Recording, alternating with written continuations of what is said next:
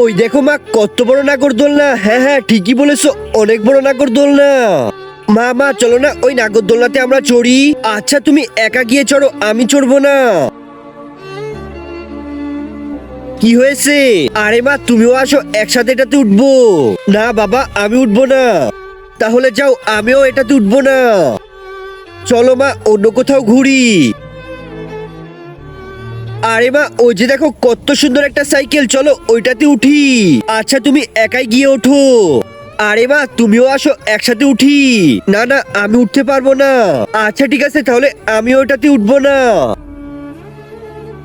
ওই দেখো মা, কত সুন্দর একটা রাইড, চলো এইটাতে আমরা উঠি। আচ্ছা তুমি একাই গিয়ে ওঠো। আরে আজকে মার কি হয়েছে, এরকম করতেছে কেন? কি হয়েছে মা তোমার?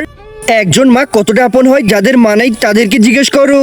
তাই আজকে যারা মাকে ভালোবাসো তারা একটি লাইক আর একটি সাবস্ক্রাইব করে দাও, আর যদি না ভালোবাসো তাহলে এই ভিডিওটা থেকে দূরে থাকো। আমার পেটে তোমার ভাই আছে। ও, তাহলে এই জন্যই তুমি নাগরদোলনা তুলতেছিলে না? এই কথা তুমি আমাকে আগে বলবে না?